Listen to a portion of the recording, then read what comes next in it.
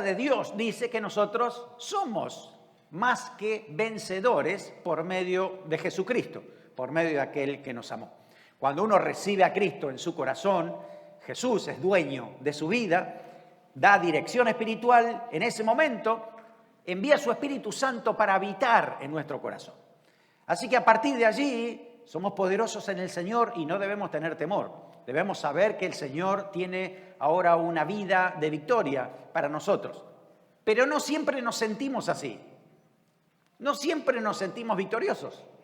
Algunas veces sentimos como que estamos agobiados, sentimos que estamos bajo cierto peso en nuestra vida, sentimos como que hay muchas presiones sobre nosotros que inclusive hasta nos hacen dudar de quiénes somos, de la victoria que tenemos, de lo que hizo el Señor. Frente a esa situación, la palabra del Señor nos dice que debemos prestar atención porque hay alguien que no quiere que nosotros crezcamos, que seamos victoriosos y que avancemos en los planes que Dios tiene para nuestra vida. Creo que usted sabe cuál es el enemigo del creyente. Es Satanás y sus ángeles caídos, los espíritus malos, los demonios, que andan rondando a ver a quién pueden hacer tropezar. Los ataques pueden ser muy variados. Podemos ser oprimidos de manera externa, situaciones que a veces son inexplicables, tentaciones que vienen a nuestra vida. Y ahí es cuando uno tiene que darse cuenta y decir, acá hay algo que está sucediendo. Hay días que son malos, dice el apóstol Pablo en Efesios.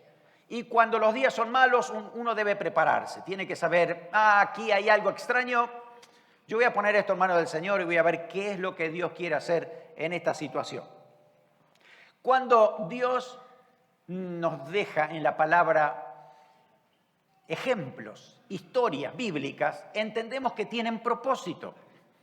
Esas historias son ejemplos para nosotros, dice el apóstol Pablo, y que nosotros debemos prestarles atención porque nos quieren dar una verdad espiritual, quieren enseñarnos un concepto especial, espiritual, para que lo pongamos por obra.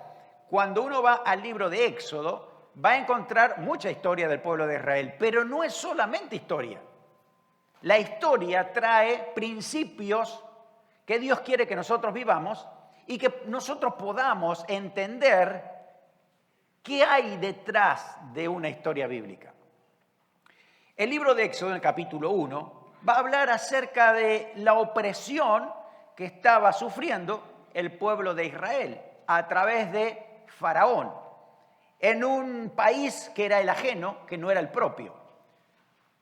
Cuando uno estudia la palabra de Dios, este capítulo nos habla mucho de el significado de la opresión, el significado de Faraón. Parece como que Faraón fuera simbolizado como el mismo diablo, ¿no? Opresionando al pueblo de Dios en una tierra que no es la propia, simbolizada por el mundo, lo que es Egipto, y cómo Dios trae liberación de esa situación cuando Dios lo saca de allí. Eso es lo que hace Jesucristo por nuestras vidas cuando nosotros le recibimos a Él. Da liberación de esa esclavitud, de ese temor. Ahora, cuando vamos a la palabra, vamos a leerlo en Éxodo capítulo 1 y vamos a ver cuántos principios aplican a nuestra vida, cuántos símbolos tiene esto también para nosotros.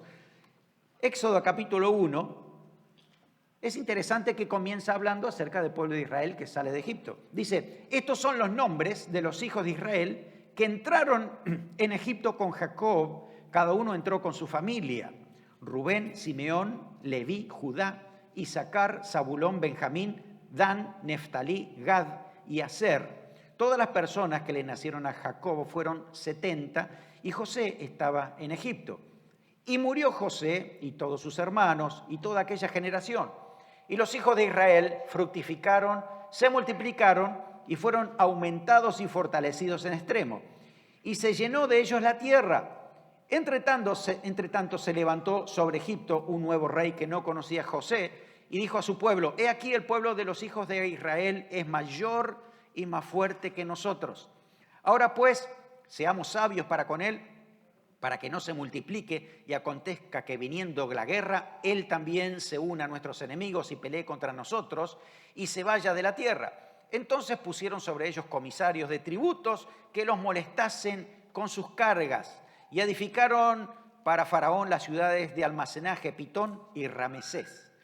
Pero cuanto más los oprimían, tanto más se multiplicaban y crecían, de manera que los egipcios temían a los hijos de Israel. Y los egipcios hicieron servir a los hijos de Israel con dureza, amargaron su vida con dura servidumbre, en hacer barro y ladrillo, y en toda la labor del campo y en todo su servicio, al cual los obligaron con rigor. Y habló el rey de Egipto a las parteras de las hebreas, una de las cuales se llamaba Cifra y otras Fúa, y les dijo: cuando asistáis a las hebreas en sus partos y veáis el sexo, si es hijo, matadlo, y si es hija, entonces viva. Pero las parteras temieron a Dios y no hicieron como les mandó el rey de Egipto, sino que preservaron la vida a los niños. Y el rey de Egipto hizo llamar a las parteras y les dijo: ¿por qué habéis hecho esto? ¿Qué habéis preservado la vida de los niños?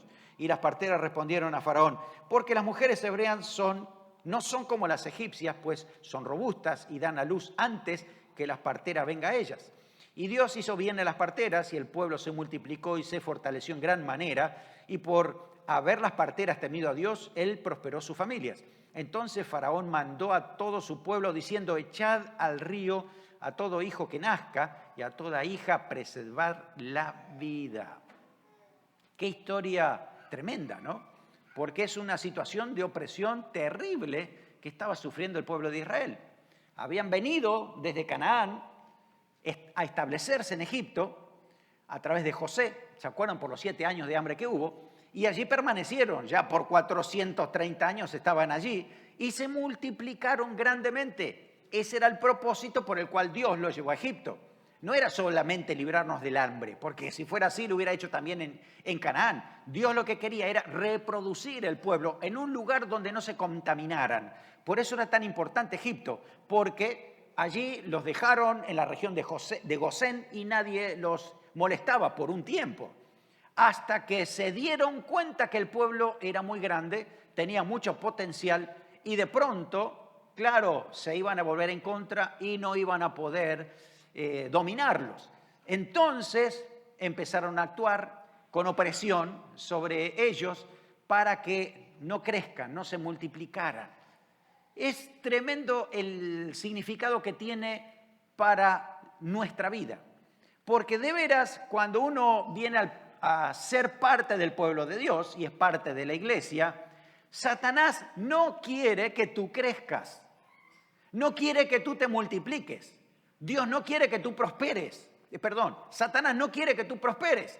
Entonces, frente a eso está esa opresión y tantas artimañas que usa el diablo para poder detenernos. Por eso, frente a esto, vamos a ver algunas verdades espirituales a tener en cuenta que son muy importantes. No sé si tú te has dado cuenta en tu vida que hay situaciones que están pasando que están deteniendo tu crecimiento. ¿Te has dado cuenta? Son situaciones reales. Por eso, en primer lugar, nosotros no podemos ignorar la realidad de los ataques del diablo. Aunque no lo veas, no significa que no existe. El diablo es un espíritu, es un ángel. Y los ángeles solo pueden tomar forma humana cuando Dios se lo permite. Por eso Dios no le permite a Satanás y sus demonios tomar forma para presentarse a las personas. Están limitados por Dios. Entonces, por lo tanto, lo que ellos hacen es actuar a nivel espiritual. No lo estamos viendo, pero ellos se mueven alrededor nuestro en todo momento. Por eso nosotros tenemos que conocer muy bien la realidad espiritual. Tenemos que saber que existe. Hoy por hoy la sociedad atea puede explicar esos fenómenos espirituales a través de, ellos dicen, imaginación de la mente, producto de lo que nosotros podemos elaborar con nuestros pensamientos. De pronto, cuando hay una persona que está poseída por un demonio, controlada por un demonio, pueden dar un diagnóstico como que tiene una doble personalidad, pero no tiene nada que ver la bipolaridad con lo que es una posesión del diablo sobre una persona. Es muy diferente. Gracias a Dios que cuando uno es cristiano, el diablo no puede poseerle. Por lo tanto, no hay ningún cristiano que esté endemoniado. Y no es posible eso porque Dios lo guarda y lo protege. Pero personas que no están en el Señor y de pronto andan en espiritismo, ocultismo y demás, cuando profundizan esa relación con el ocultismo, abren las puertas abiertas a Satanás y sus demonios. Y los demonios entran a poseer sus vidas. Dice eso la Biblia. No sé si usted lo ha visto alguna vez, yo lo he visto muchísimas ocasiones. Personas que han sido poseídas por el mismo diablo. Van, se hacen estudios médicos y la verdad es que están todos bien, no tienen problemas físicos. Hay un problema espiritual. Entonces, claro, para un profesional de la salud que no sea cristiano, le es muy difícil dar un diagnóstico de ese tipo. Pero cuando usted va a la Biblia encuentra que Jesús a muchas personas echaba fuera a los demonios que lo poseían, los liberaba y a partir de ahí podía hacer una obra maravillosa en sus vidas.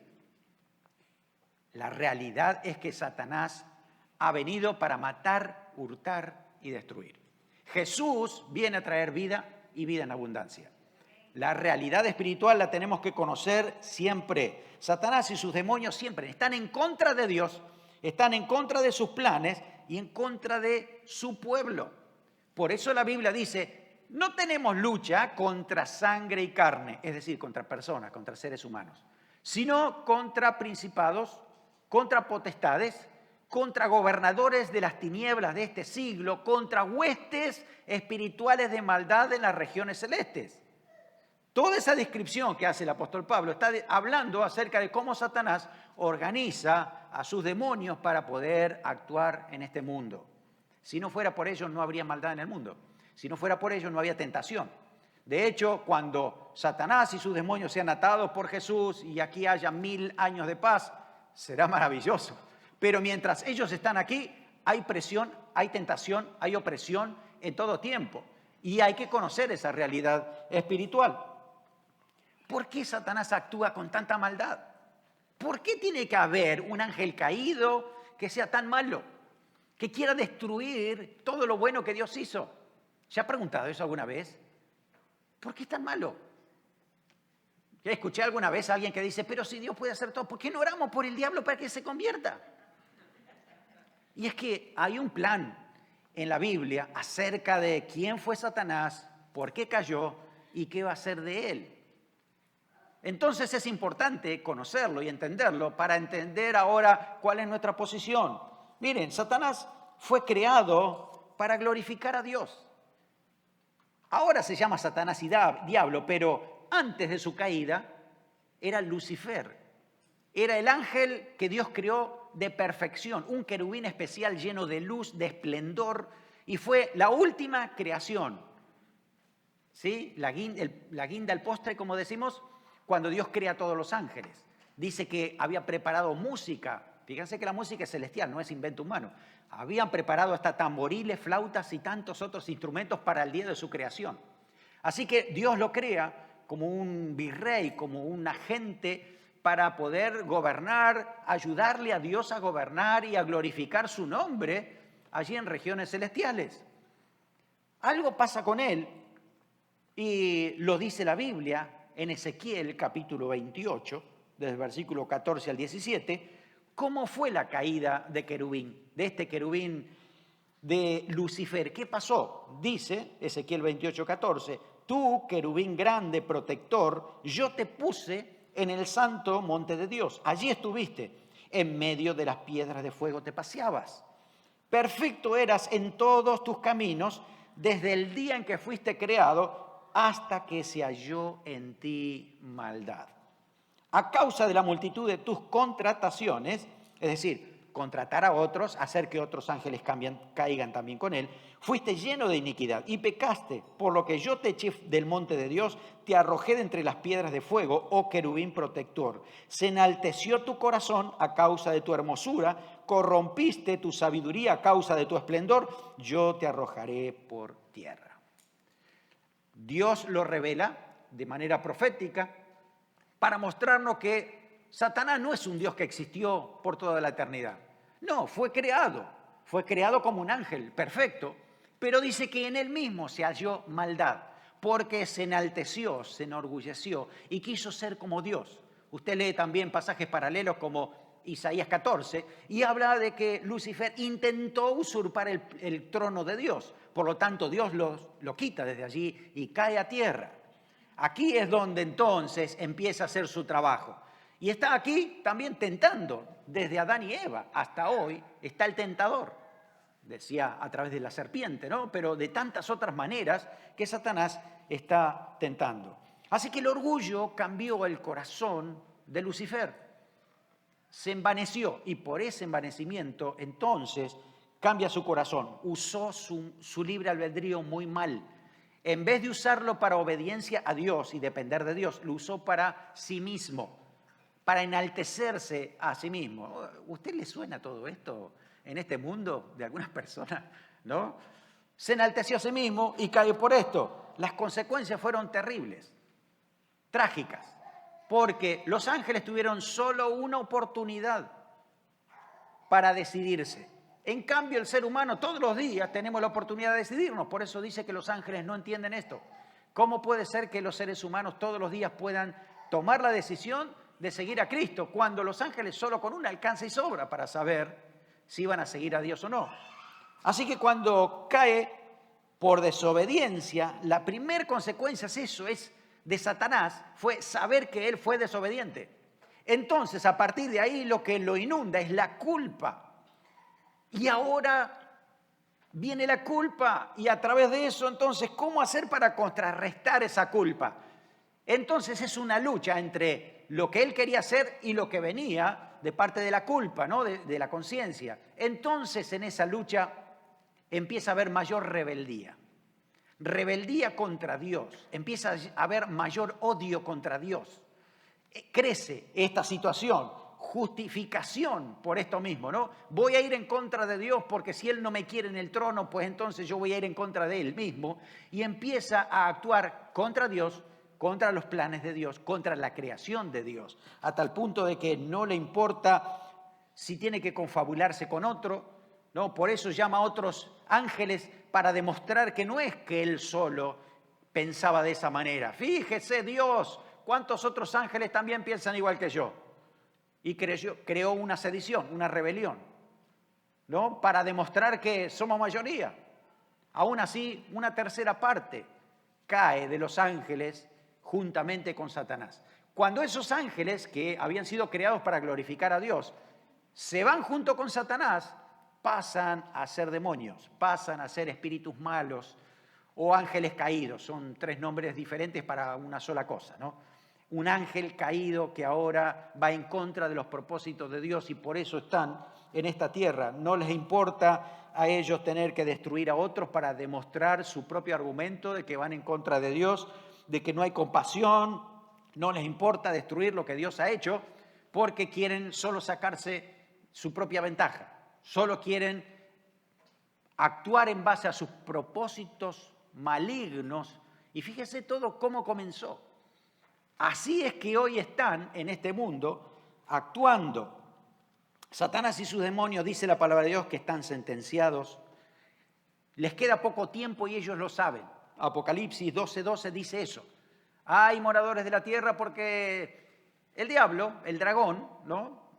Dice que sabe que le queda poco tiempo y empieza a actuar de una manera desesperada. Cada vez peor, mayor opresión, mayor sentido de liberalidad, mayor lujuria, mayor énfasis en pecados sexuales, mayor violencia, y todo parece que es algo de una realidad virtual, ¿no? Cuando uno ve ciertas películas que son terribles, ¿no? Evidentemente no las vemos, pero sabemos de qué se tratan por las publicidades que hacen. Entonces uno cuando ve todo esto, evidentemente dice cuánto ataque, cuánta presión que hay, y sobre los cristianos también. La verdad es que muchas iglesias se están enfriando a tal punto que se cierran. Hay iglesias en Europa que las cerraron definitivamente y hoy por hoy son museos, iglesias evangélicas. ¿Qué pasó? La opresión tan fuerte ha hecho que cristianos han dejado la fe, han apostatado de la fe, cosa que también lo dice la palabra del Señor. Por eso nosotros no podemos ignorar las estrategias que el diablo usa en la actualidad. Él usa estrategias hoy. Si usted recuerda lo que hemos leído en Éxodo y lo compara con lo que pasa hoy, va a haber una realidad muy parecida. Podemos observar lo que hizo Faraón con el pueblo hebreo. Primero, versículo 11. Entonces pusieron sobre ellos comisarios de tributos que lo molestasen con sus cargas, edificaron para Faraón las ciudades de almacenaje, Pitón, Ramesés. Es decir, añadir cargas molestas, añadir más trabajo. ¿Usted nota eso? ¿Que hay más trabajo ahora? Y que tienes que trabajar más porque no te alcanza lo que tenías antes. Y el trabajo es más arduo porque hay mayor presión, mayor desgaste. Las presiones hacen que tú te sientas inclusive hasta cansado, agotado, frustrado por esas situaciones.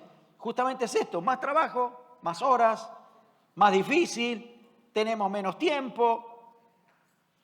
¿Por qué? La idea es que solo uses los talentos para el trabajo, solo uses lo que tú puedas saber, limitado y controlado, para que hasta allí puedas llegar tú.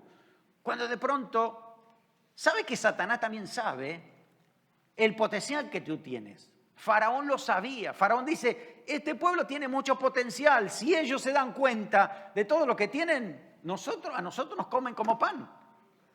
¿Se dieron cuenta de eso? Eso es una realidad. El diablo sabe el potencial que tú tienes. Entonces va a tratar de hacer todo lo posible para detenerte, para que tu potencial esté controlado, alguien está manipulando la situación para que tú te detengas. Eso desgasta, eso cansa. Tienes que ver desde qué punto de vista vienen esas presiones. Obviamente somos responsables con nuestro trabajo, con todo lo que debemos hacer, pero cuando vienen cosas extras, analízala. Fíjate, ¿esto realmente es parte del plan de trabajo que tengo o esto es extra que a mí me está confundiendo, me está cansando, me está agotando y yo tengo que hablar esta situación, porque es muy importante? Segundo lugar, miren la otra estrategia de Faraón, poner una dura servidumbre, versículo 13. Amargaron su vida con dura servidumbre, en hacer barro, ladrillo, toda la labor del campo, todo su servicio, lo cual los obligaban con rigor. Amargarlos, en todo sentido, los esclavizaban. Y no sé si alguna vez habrás visto alguna película o habrás leído algún libro acerca de lo que era esclavizar a otras personas. ¿Cómo hacer para que los judíos, los hebreos, puedan trabajar construyendo pirámides, haciendo esas estructuras monumentales que tenían los egipcios cuando no tenían ganas de hacerlo? ¿Cómo hacer para presionarlos? Lea la historia y va a encontrar todo lo que son los azotes, cómo les pegaban, los golpeaban, cómo los insultaban, las cosas que le decían. Todo eso venía producto de esto, de controlar, para que no se den cuenta todo el potencial que tienen, que estén ahí, que no se muevan, que estén quietos. Así que eran agredidos verbalmente, eran intimidados, amenazados. Si tú haces esto, si tú no vas a trabajar tantas horas, si tú vas a hablar de Dios, entonces cuidado, amenazas. Eso es viejo, hermano, eso no es de ahora. En la época de Faraón ya pasaba. El diablo usa esto, la intimidación para frenarte. La intimidación para que no creas a todo lo que Dios ha dicho de ti. Es una estrategia del diablo. Sometidos al argumento de esclavitud. Ustedes hebreos, ustedes no van a poder hacer nada aquí. No se puede, no se puede. Ustedes no van a poder. Y ese argumento golpeaba sobre ellos todo el tiempo. Y ¿qué? Vamos a pelear contra los egipcios. No vamos a poder. Y no se daban cuenta que eran mayores en número que los egipcios. Pero estaban ahí quietos, sometidos. Forzar cambio de identidad. Decían, Dios se olvidó de ustedes. ¿Qué pueblo de Dios? Ustedes son esclavos aquí. Tienen que trabajar si quieren vivir. Esclavos. Esa mentalidad por tantos años golpeando, se lo creyeron. El pueblo de Israel, que era el pueblo de Dios, terminó creyendo que eran esclavos. y vivían como esclavos todo el tiempo sin hacer nada por esto. Tuvo que venir Moisés para decirle, ¿por qué? Lo único que hacían era orar y nada más. Clamaron a Dios por ayuda. Dios, no aguantamos más siendo esclavos. Líbranos, ayúdanos para que podamos vivir como esclavos más tranquilos. ¿En serio? ¿Ese era el propósito de Dios? Estaban con esa mentalidad. Hacerlos sentir los anormales del sistema. ¿Qué Dios creen ustedes que no existe ese Dios? ¿Dónde está que no lo vemos? Ustedes no tienen ninguna imagen. Los egipcios le decían eso a los hebreos. Nosotros adoramos al dios Ra, a Isis. Ahí están todos los dioses. No, y estos son poderosos. Miren todo lo que hacen. De hecho, tenía mucha magia, ¿saben? ¿No? Había unos magos que inclusive convertían varas en serpientes. El poder de Dios siempre ha sido mucho más grande. Y las serpientes de Faraón se comieron a esas otras serpientes. Pero podían hacer eso.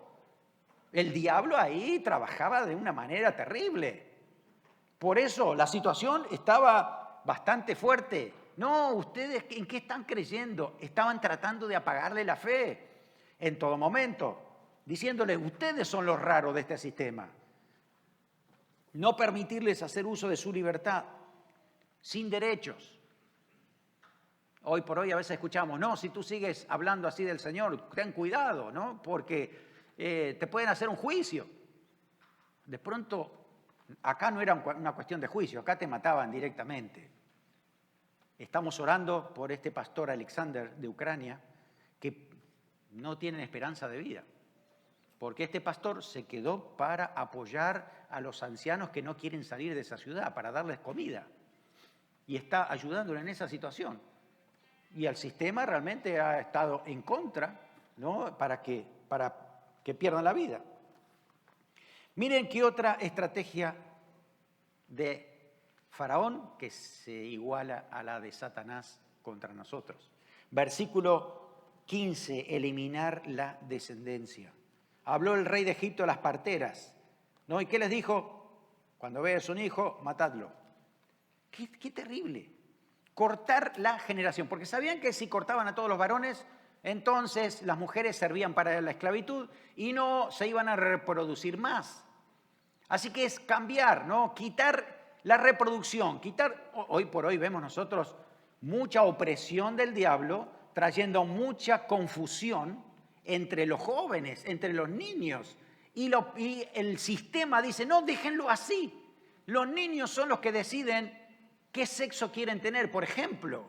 Algo ridículo porque los niños ni siquiera saben quiénes son todavía. Necesitan formación de personalidad. Pero esa presión está tan grande, ¿no? Para decir, bueno, ok, no, controlemos esta situación. Olvidémonos de Dios. Dios ha dicho cómo deben ser las cosas, pero dejemos a Dios de lado. Por eso hay ateísmo, para que nadie crea en Dios. Porque Dios es el que dice qué es pecado y qué no es pecado. Dios es el que dice en su palabra que, por ejemplo, la fornicación es pecado. Pero vemos canales de televisión para niños que está lleno de sexo todo el tiempo. Pero Dios dice que fornicación es pecado. Las novelas. ¿Cuánto adulterio hay en las novelas? ¿Verdad? ¿Cuántos saben de eso? Venganza, odio. Todo eso viene como ataque del enemigo en este sistema. Es esto, es justamente destruir matrimonios, destruir familia, destruir la próxima generación. Por eso, hasta en un momento Faraón le dice, bueno, sí, váyanse ustedes, pero dejen a sus hijos. No vamos a ir sin nuestros hijos. Eso dijo Moisés, no, nos vamos a ir todos, nuestros hijos también. Los hijos nacidos en Egipto son del Faraón. Eso parecía, ¿no? Ya no eran hijos de los hebreos, eran hijos de Faraón y porque él hacía lo que quería. Los mataba directamente. ¿Qué derecho tenía sobre la vida de los niños? Se autoimpuso y esa fue la presión que ejerció. Y hoy por hoy nosotros vemos esa realidad. Que no aprendan a depender de Dios. Nosotros lo estamos viendo todo el tiempo.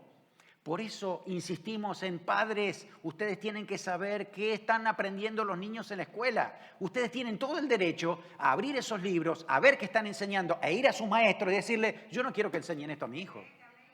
Tienen todo el derecho a hacerlo. Pero alguien te ha intimidado. Tú tienes miedo. Y dice la Biblia que el miedo no viene de Dios. Estás oprimido por el diablo. No tienes autoridad espiritual. No eres capaz de ir a hablar con alguien para decirle, las cosas son diferentes, ¿qué estamos haciendo?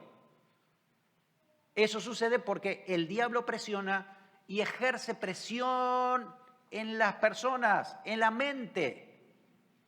Miren que hasta el apóstol Pedro en un momento fue influenciado por un pensamiento que vino del diablo. En la iglesia primitiva, Pedro le dice a un matrimonio, Ananías y Zafira, que habían venido mintiendo, dice, ¿por qué el diablo engañó su corazón? Es el diablo el que engañó el corazón, que le creó un argumento, un pensamiento. Por eso el diablo sigue actuando hoy con sus demonios frente a toda persona, sobre todo contra el pueblo de Dios, para que no crezca, para que no desarrolle sus talentos, para que no se multiplique, para que no hable la palabra de Dios, para que se callen, para que sus derechos sean menoscabados. Y hoy por hoy hay una lucha entre el derecho de la libertad de religión, que tú puedes decirlo, el derecho de la libertad de expresión, o otros derechos personales que son contrarios a justamente esto. Hay una lucha de derechos. Hay tantos derechos en este país que no sabemos a cuál acudir y cuál está en contra de nosotros con tantos derechos. Ese sentimiento hace que haya mayor presión sobre nuestras vidas. Así que, hermano, observemos nuestra realidad. ¿Por qué parece que somos tan frágiles frente al ataque del enemigo? ¡Ay, que soy tan débil! ¿En serio? ¿Quién te dijo que eras tan débil? No, es que siempre hablamos, ¿no?, de que somos débiles, la carne es débil. Obviamente que la carne es débil, pero la Biblia dice que tú tienes poder del Espíritu Santo. El Dios mismo, el Dios vivo, está dentro de ti. No puedes decir que eres débil. En la carne sí, pero no vivimos en la carne, eso es lo que dice la palabra de Dios. Vivimos por el Espíritu, por lo tanto somos más fuertes. Somos fuertes, no le creas a lo que diga este sistema, no le creas a lo que diga la carne, no le creas a aquellos que están bombardeando con un pensamiento que no viene de Dios. Tú tienes un potencial que desarrollar delante de Dios. Tú tienes cosas tremendas. Tú eres un instrumento en la mano de Dios. Y puede que estés detenido por temores, por miedo. Miedo a perderlo todo. Miedo a que te esclavicen. Miedo a qué va a pasar mañana. Miedo al futuro. Miedo al fracaso. Miedo al que dirán. Eso te detiene. Incredulidad, no sé si Dios va a querer cumplir todo esto conmigo. Puede ser que sea con otro hermano, pero justo conmigo. Y la Biblia dice que no hay hijo favorito. Todos somos especiales y somos hijos de Dios con un plan que viene de parte de Dios. No hay diferencia, dice eso la palabra. Y a veces la comodidad. Que vaya al pastor a hablar con los padres, que vaya al pastor a hablar con los maestros de mi escuela. En serio, ¿cuál es nuestra responsabilidad? No vaya a hacer cosas que la comodidad nos está deteniendo, nos está estancando.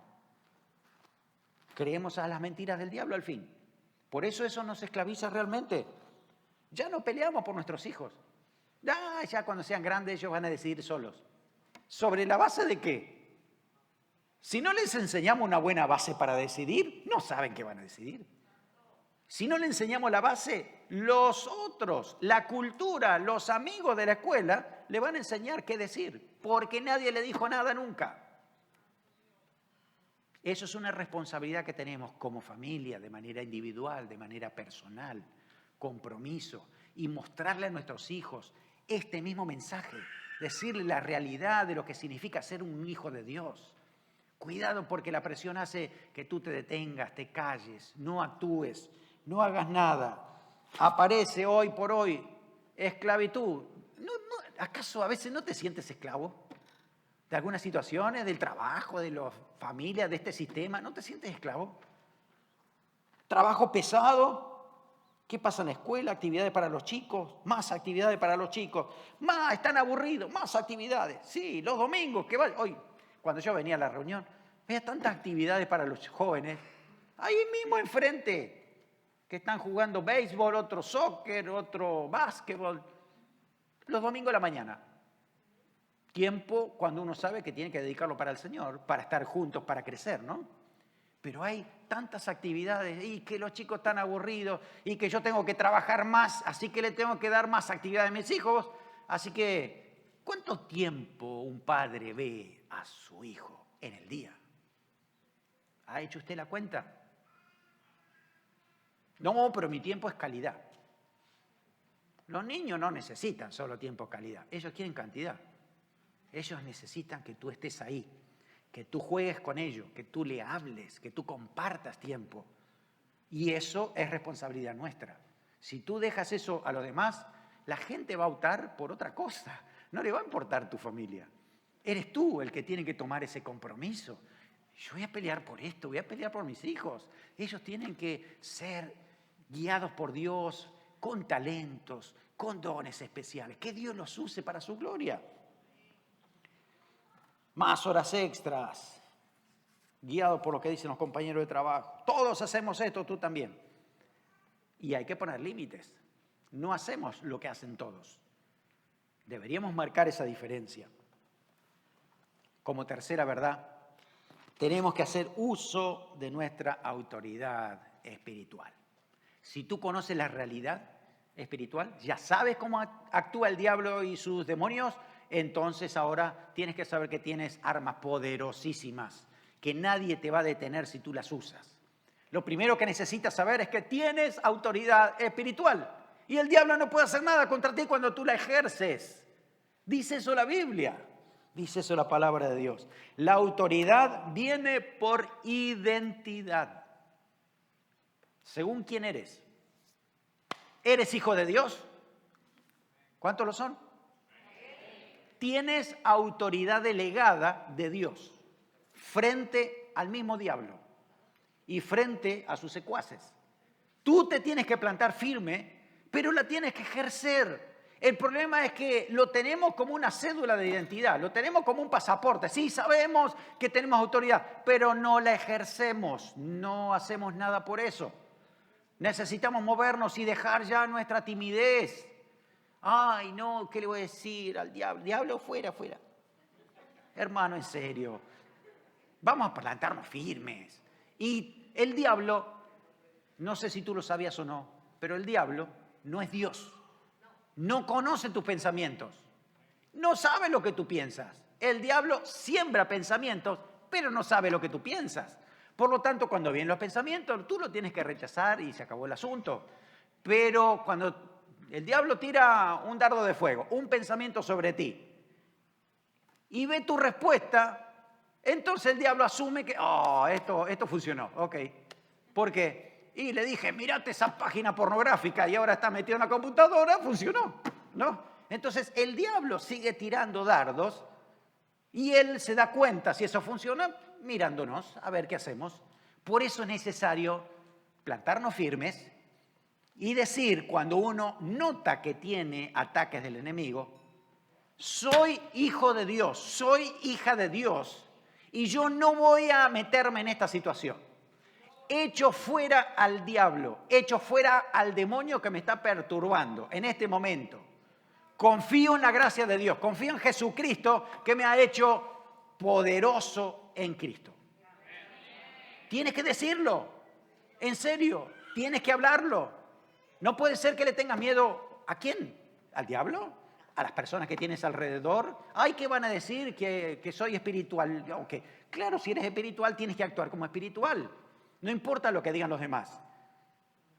Ese faraón anda dando vuelta todavía diciéndote que tú tienes que estar atado, estancado, no te muevas, no digas nada. Quédate así, deja las cosas así. Tienes que saber quién eres. Eres hijo de Dios. Primera de Juan 5, 18 dice, sabemos que todo aquel que ha nacido de Dios no practica el pecado, pues aquel que fue engendrado por Dios le guarda y el maligno no le toca. Dice eso, el maligno no le toca. Aquel que es engendrado de Dios, es decir, un hijo de Dios que vive como hijo de Dios. No tiene nada que hacer el diablo. Por eso que tu autoridad está definida por la identidad que tú tienes. Hijo de Dios. Tu identidad también está unida a dónde perteneces, dónde estás unido, a tu iglesia. Sin pertenecer a la iglesia no hay autoridad. No es autoridad solo espiritual, personal, porque, bueno, yo no voy a ninguna iglesia, pero bueno, actuaré con... No, el diablo sabe eso. El diablo sabe que hay autoridad cuando uno está sujeto a una iglesia, si no, no hay autoridad. Eso dice la Biblia. Uno va a Efesios, capítulo 1, desde el versículo 19 al 23, donde habla acerca de la grandeza del poder del Señor, que opera en Cristo, ¿no? Dice, sentándolo a la diestra en lugares principales. Mire lo que dice el versículo 21. Sobre todo principado y autoridad, y poder, y señorío, sobre todo nombre que se nombra, no solo en este siglo, sino también en el venidero, sometió todas las cosas bajo sus pies y lo dio por cabeza sobre todas las cosas a la iglesia, la cual es su cuerpo, la plenitud de aquel que todo lo llena en todo. La autoridad espiritual funciona porque estoy sujeto a la iglesia. Dependo de la iglesia de Cristo. Por eso es tan importante estar en el cuerpo de Cristo, pendiente en el cuerpo de Cristo. Por eso es aprovechar las oportunidades para afirmar mi identidad espiritual. Para eso tenemos ministerios de damas, ministerios de caballeros, tiempo de oración, donde oramos juntos para entender esta guerra espiritual que tenemos. Tiempo juntos para salir a un retiro, para actividades en otro tiempo y sobre todo los domingos, reuniéndonos. ¿Para qué? Para recordar nuestra identidad, para afirmar nuestra fe, para saber quiénes somos. Necesitamos afirmar esta autoridad espiritual. Mire, la verdad es esta, pregúntele a cualquiera. Cuando empieza a dejar de congregarse a una iglesia evangélica, al cuerpo de Cristo, no siente tanta autoridad espiritual. No anda reprendiendo al diablo echándolo fuera. No sabe que hay algo que no está bien. Y el diablo lo sabe. Por eso es tan importante estar juntos. Por eso el pastor insiste, tienes que estar en el cuerpo de Cristo. Aprovecha los momentos. ¿Sí? Estar en un ministerio, participar en en un grupo ministerial, significa ir a un gimnasio. Cuando vas al gimnasio, haces fuerza, levanta pesas, estás musculoso, ¿no? Eso significa que estás preparado para el momento. Y eso significa también una actividad, ¿no?, que nos alimenta el alma, tienen propósito, saben que nosotros juntos somos el cuerpo de Cristo y nos alimentamos mutuamente, nos animamos mutuamente, nos amamos, nos cuidamos, nos ayudamos para avanzar y para crecer en unidad. La autoridad se ejecuta con la fe. Tienes que creer a lo que Dios dijo, creer en tu identidad, quién eres en Cristo y actuar por la fe. No es que yo no siento, es que yo no veo. No, es por fe. Si Dios lo dijo, lo tienes que creer y ponerlo en práctica. Lucas 10:19, Jesús dijo, he aquí os doy potestad de hollar serpientes y escorpiones sobre toda fuerza del enemigo y nada os dañará. Tú tienes poder y autoridad sobre toda fuerza del enemigo, nadie te va a dañar. Tienes que creer en esa palabra de Dios y actuar por fe. Dios se mueve con esa palabra de Dios. La autoridad espiritual se mantiene por dependencia en sujeción al Espíritu. Escucha lo que el Espíritu Santo te dice. Muchas veces te va a decir, cuidado con esta realidad. Acá hay algo extraño. Acá se está metiendo el diablo. Acá hay un ataque del enemigo. Tienes que tener cuidado. El Espíritu Santo te va a hablar. Ahí es donde tú puedes actuar y decir, yo voy a tomar autoridad espiritual. Acá está pasando algo, esto se tiene que terminar. Vamos a orar, vamos a pedir ayuda al Señor y vamos a movernos en lo que Dios quiere hacer. Por eso nos dice que debemos tener la armadura espiritual puesta en todo tiempo. Lee Efesios capítulo 6. Dice, tenemos que tener el escudo de la fe, principalmente para resistir todo ataque del enemigo, todos los dardos del enemigo. Es la fe. La palabra de Dios en la otra mano. Tienes que estar ahí firme, seguro en lo que Dios dice, orando en todo tiempo. La autoridad espiritual se va a afirmar siempre por lo que dice la palabra de Dios. Segunda de Corintios 10:4 dice, porque las armas de nuestra milicia no son carnales, sino poderosas en Dios para destrucción de fortalezas. derribando argumentos y toda altivez que se levanta contra el conocimiento de Dios, llevando cautivo todo pensamiento a la obediencia a Cristo, estando prontos para castigar toda desobediencia cuando vuestra obediencia sea perfecta. Hay palabra de Dios, armas espirituales, la fe, la oración, la palabra, la comunión, recordar por fe la justicia de Cristo en nuestras vidas, la verdad de Cristo, el Evangelio del Señor. Cuando tú vives en ese momento, así, en esa realidad, no hay nada que hacer. El diablo no puede molestarte porque está firme, seguro en el Señor. Y ese es el propósito. Nuestras armas, dice, son poderosas en el Señor. Por eso damos palabra del Señor, hablamos la palabra, la decimos. No alcanza decirla en la mente, hay que decirla. El diablo la tiene que escuchar. Por eso es una realidad para nosotros. Vamos a ser vencedores porque vamos a actuar con la palabra de Dios. ¿Usted se acuerda cuando Jesús fue tentado en el desierto? ¿Jesús solo en el pensamiento le habló al diablo? No. Le habló con la palabra de Dios. Satanás le decía, ¿no? No tentarás al Señor tu Dios, dice la Escritura. Y esa es la realidad que nosotros debemos practicar. Cuando el Espíritu Santo nos muestre que algo está sucediendo, necesitamos tomar autoridad en el nombre de Jesús. Tú la tienes. Si eres un hijo de Dios, tienes autoridad espiritual. La tienes que ejercer por la fe. Tienes que ser valiente, tienes que plantarte firme y saber que Dios quiere que te muevas. No te estanques, no te detengas, no dejes que el enemigo pase encima de ti. Tú eres el responsable por eso. Te tienes que levantar firme. Déjame darte un último versículo que es para nosotros. Josué 1, versículo 5, versículo 9. Escucha esto. Nadie te podrá hacer frente en todos los días de tu vida. Así dice. Nadie te podrá hacer frente todos los días de tu vida. No te dejaré ni te desampararé. Mira que te mando, que te esfuerces y seas valiente. No temas ni desmayes, porque Jehová tu Dios estará contigo en donde quiera que vayas. No hay lugar limitado a donde Dios no puede estar. Y Dios te capacita con poder.